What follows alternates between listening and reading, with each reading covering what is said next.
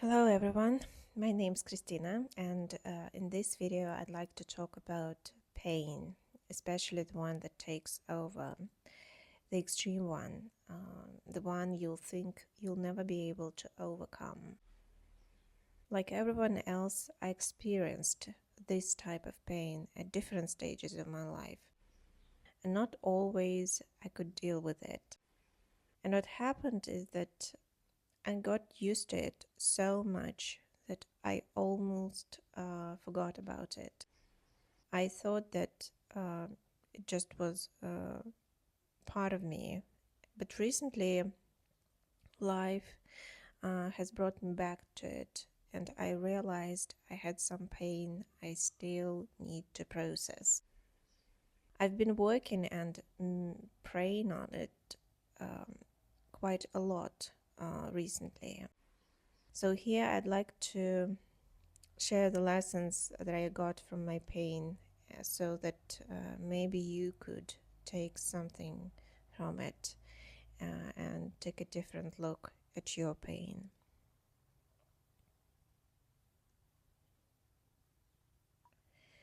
One of the things that I learned from my pain is that in order to get over it, I need to call pain pain. It's going to be in my body, in my mind, and in my soul forever if I don't put the right label on it. If I keep telling myself that I'm fine, but I'm not fine, I cannot help myself. I cannot change my own perception of the world, myself, and the people around me. And I cannot change my behavior and set boundaries where they had to be set long time ago, and say goodbye to certain people or situations.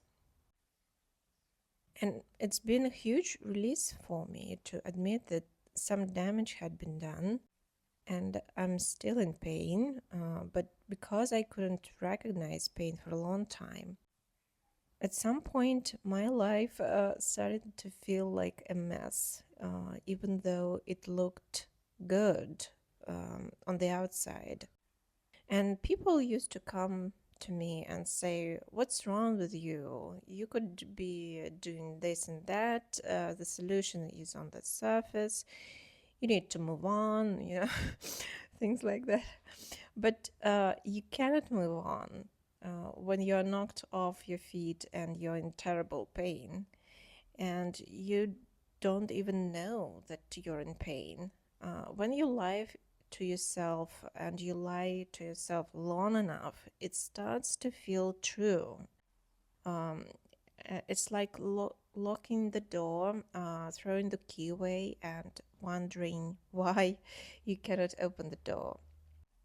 That's why I felt lost and disoriented for many years until I said, I feel pain because I feel pain, because it's real. It's in my body.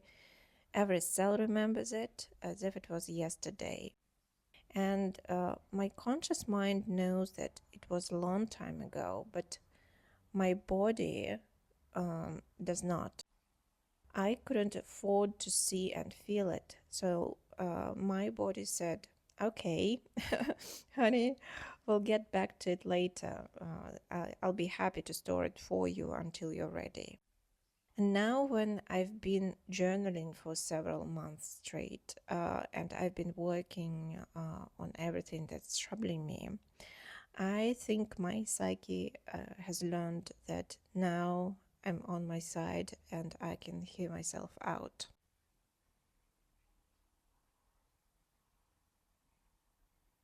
Facing my deep-rooted pain makes me feel extremely vulnerable and yet alive.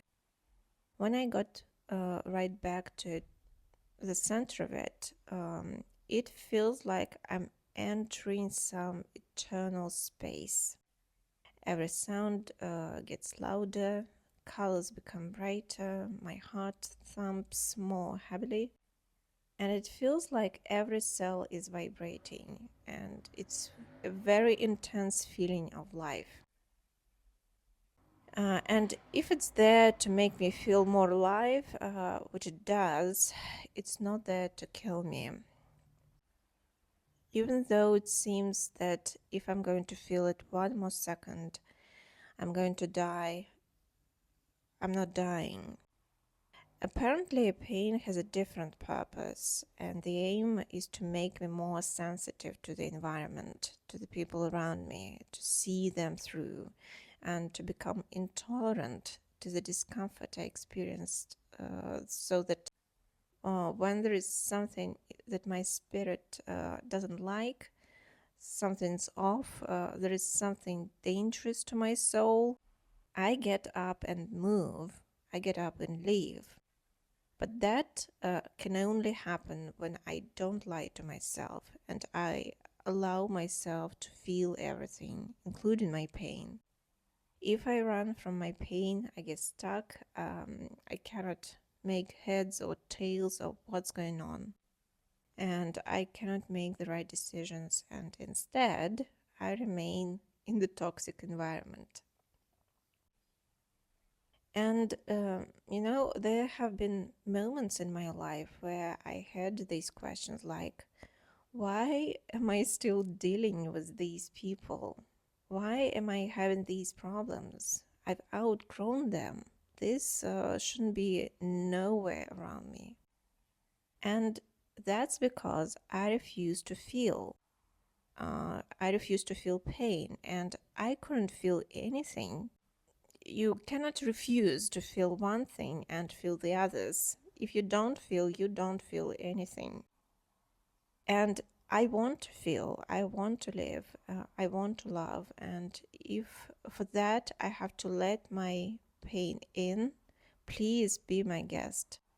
Although it hasn't been an easy decision for me, today pain is actually welcome in my life. Another lesson I've learned from my pain is that I'm limited. Trying to be kind and helpful to other people, I've always been struggling to see my own limitations. I've been wanting to help others in need so much that it would be done to the detriment of my own health. I would step over my basic needs and sacrifice everything I had, which is okay if you do it from time to time, but this was actually my lifestyle. And I've been doing it till a point where I was literally exhausted. And this kept playing out many times in my life until I realized that sometimes I cannot help even myself, let alone other people. And by the way, this is what trauma is all about. Something happens to you and you don't have enough resources to process it. It's so painful, it knocks you down, and here you are lying on the ground, thinking that somehow you have to pull yourself up and pretend like nothing happened.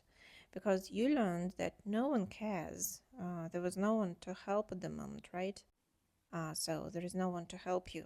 And knowing how terrible that is to feel completely abandoned, humiliated, betrayed, and in pain, I made this unconscious decision to help others.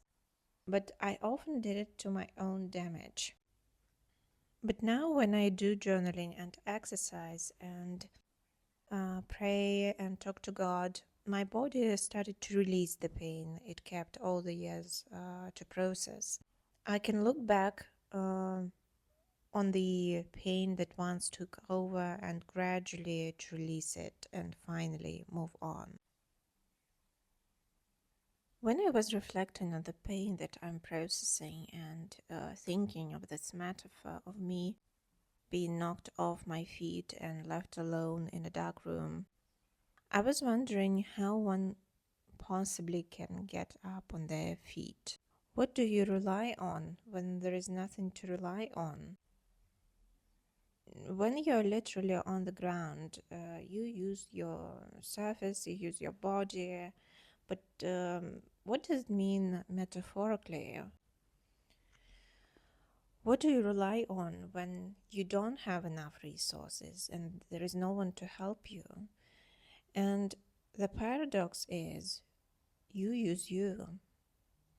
The paradox is me not being enough is enough. Me not being enough is enough. And one of the modern philosophers described it as doing somersaults on the same spot.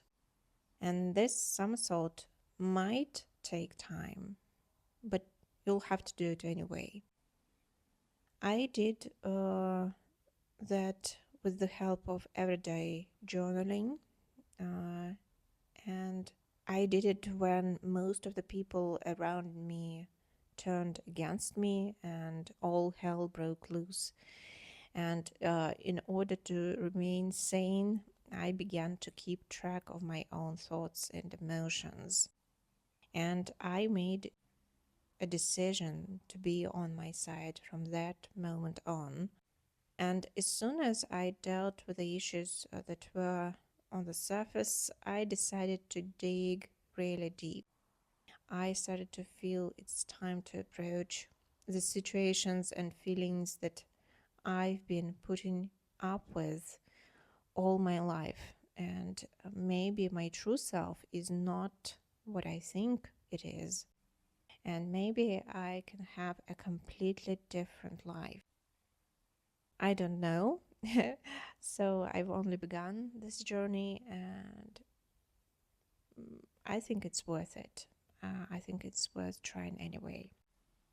When I was preparing for this video and thinking about the gifts that trauma has given me, I couldn't help but have this strange feeling. On the one hand, pain seems so big and overwhelming that it's hardly possible to process it. But on the other hand, I kept going back to it as if I find it extremely attractive and even pleasant. And what I realized is that despite me hating this experience and throwing tantrums about it, I have to admit that's one of the best things that ever happened to me. It's the very thing that generated so many situations and experiences I can learn from, that it feels more than enough for this lifetime. It's like a treasury of lessons. It's like a never-ending ice cream bucket. You dig a spoon and the ice cream is always there. It's like a classic fiction novel that you reread at different stages of your life, and you always find new meanings. No matter how religious, cooperative, loyal to God I am, I would never ever be able to come up with such experiences on my own. They are simply unrivaled. So I've changed my perception of the pain I've been experiencing from it's the thing I wouldn't wish anyone for me to it's the gift specially crafted for me by God and generously given to me so that not only I can become a better, more vibrant soul, but also help other people and be like a spiritual sewage treatment plant, taking life as it is and turning it into new ideas and thoughts. And this is very transformative for me because previously I wouldn't hesitate to help other people. I would run so that the other person wouldn't suffer a single second. I just couldn't stand watching it. But now, if I don't have resources to help, I can say, maybe I'm not the one for them to help. Maybe someone else needs me and I don't see it. I keep looking in the wrong direction. Maybe God is giving them their unique lessons, and I'm actually on the way of God's blessings. Helping without discernment is a dangerous thing. So now I always think before I help. because